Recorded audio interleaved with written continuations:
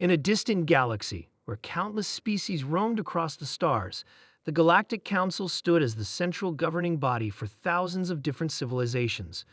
The council consisted of representatives from the most powerful and advanced races in the galaxy. Each species had a voice, a seat at the table, and a say in matters of intergalactic importance.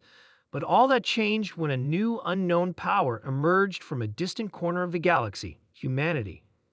The Galactic Council had long believed that humans were no more than a primitive species, scattered across their home planet, Earth, and living in their small corner of the universe.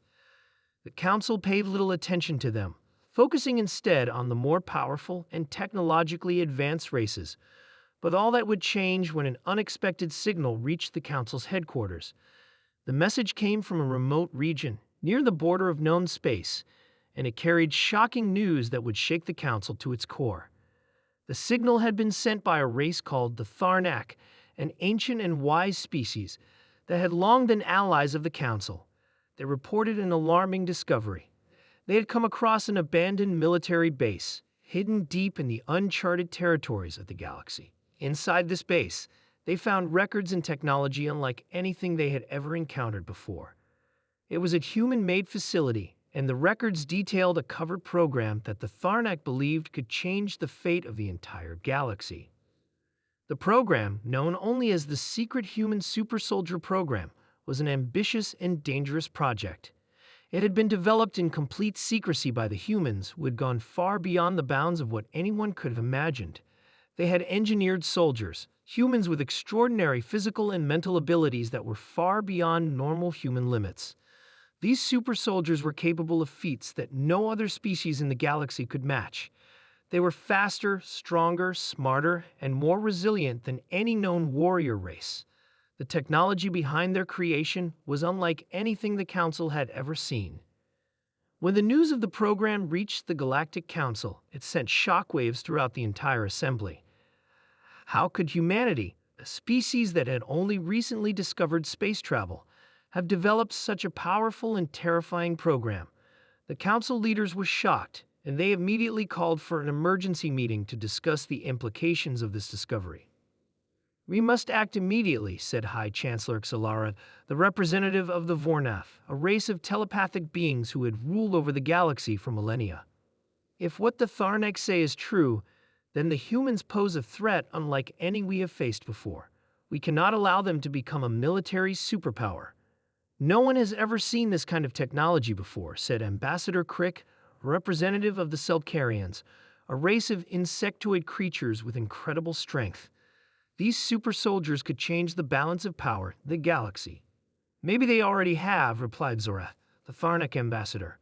"We do not know the full extent of what the humans are capable of, but we believe they are ready to unveil their power.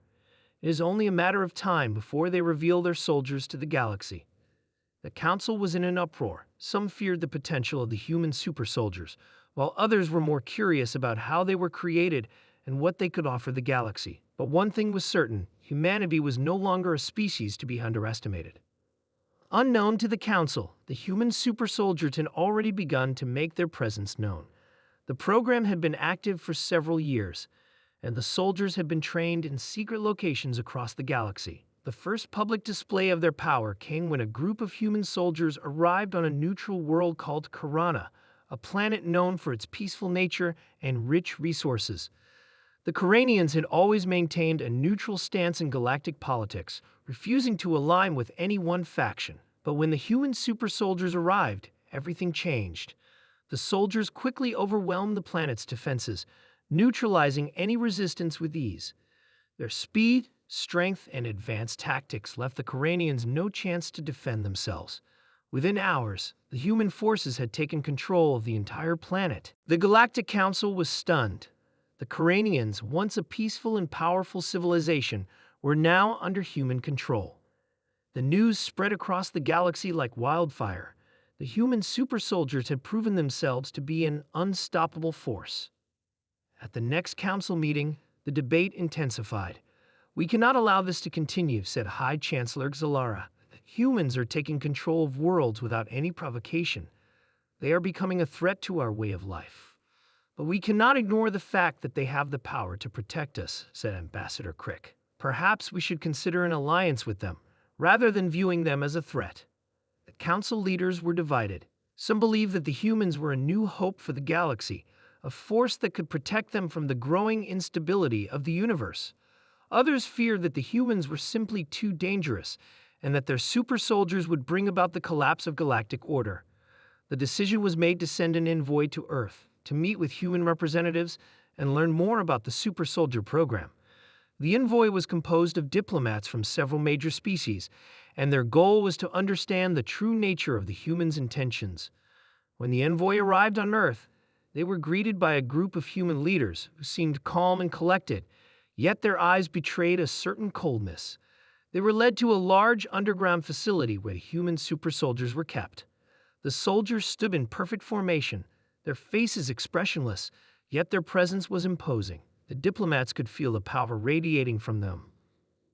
"We understand that the Galactic Council is concerned about our super soldiers," said General Helena Davis, a high-ranking officer in the human military. "But we assure you, our intentions are not to conquer. We simply wish to protect our people and maintain peace in the galaxy. The soldiers are part of a defense program, nothing more." The council diplomats were skeptical. "We understand your need for defense," said Zorath, "but you have to understand the fear your program has caused. You have created soldiers who can conquer entire worlds with ease." "We don't want to conquer," General Davis replied, her voice firm. "But we will defend ourselves and those who ally with us. If the galaxy chooses to stand against us, we will fight. But our goal is peace." The council was left in a state of uncertainty. The humans had made it clear that they would not back down. They had the power to back up their words. The Galactic Council had a choice: either accept humanity and their super soldiers as part of the galaxy's future, or risk an all-out war with a species whose strength was unparalleled. In the end, the Council decided that it was better to have humanity as an ally than as an enemy. They offered the humans a place at the table, and the super soldier program was officially recognized as a legitimate military force. The galaxy would never be the same again, and the once weak humans had proven that they were now a force to be reckoned with.